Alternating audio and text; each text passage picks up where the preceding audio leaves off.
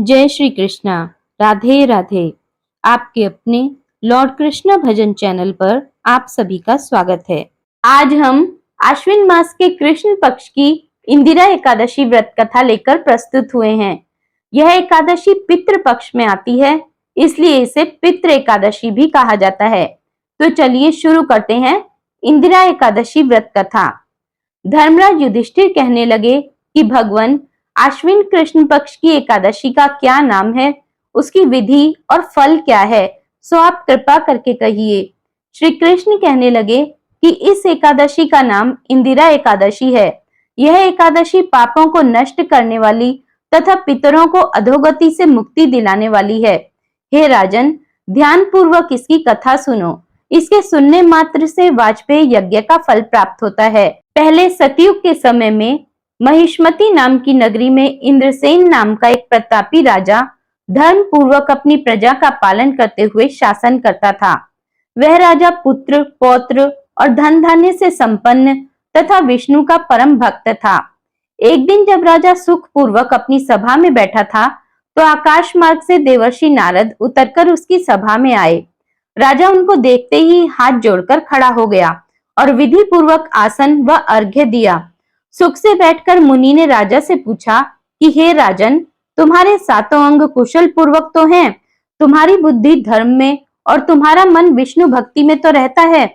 देवर्षि नारद की ऐसी बात सुनकर राजा ने कहा, हे देवर्षि, आपकी कृपा से मेरे राज्य में सब कुशल है तथा मेरे यहाँ यज्ञ कर्मादि सुकृत हो रहे हैं। आप कृपा करके अपने आगमन का कारण कहिए।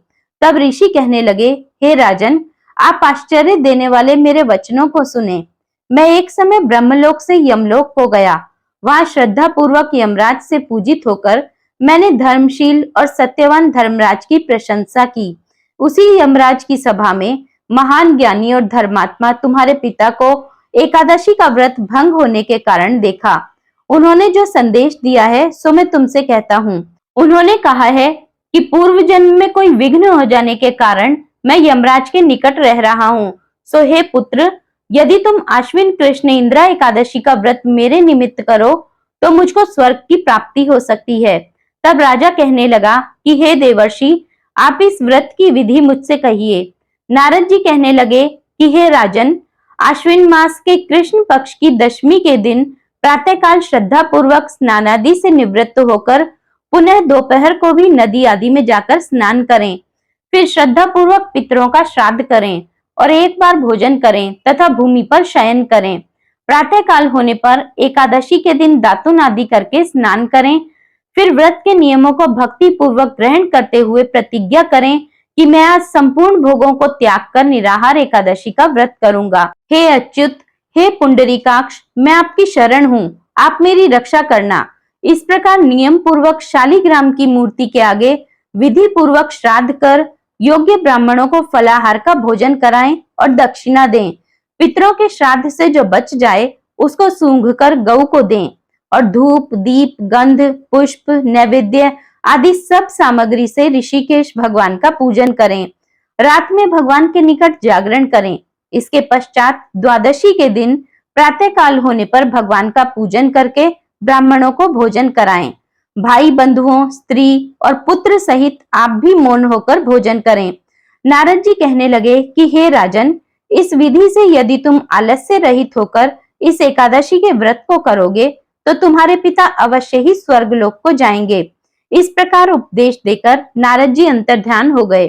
नारद जी के कथनानुसार राजा द्वारा अपने बांधवों तथा दासों सहित व्रत करने से आकाश से पुष्प वर्षा हुई और उस राजा के पिता गरुड़ पर चढ़कर विष्णु लोक को गए।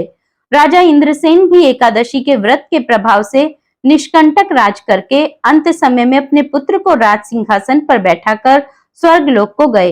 हे युधिष्ठिर, यह इंदिरा एकादशी के व्रत का महात्म्य मैंने तुमसे कहा। इसके पढ़ने या सुनने से मनुष्य सब पापों से छूट जाते हैं और सब प्रकार के भोगों को भोग कर बैकुंठ को प्राप्त होते हैं।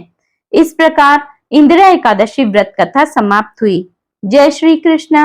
राधे राधे। जय लक्ष्मी नारायण।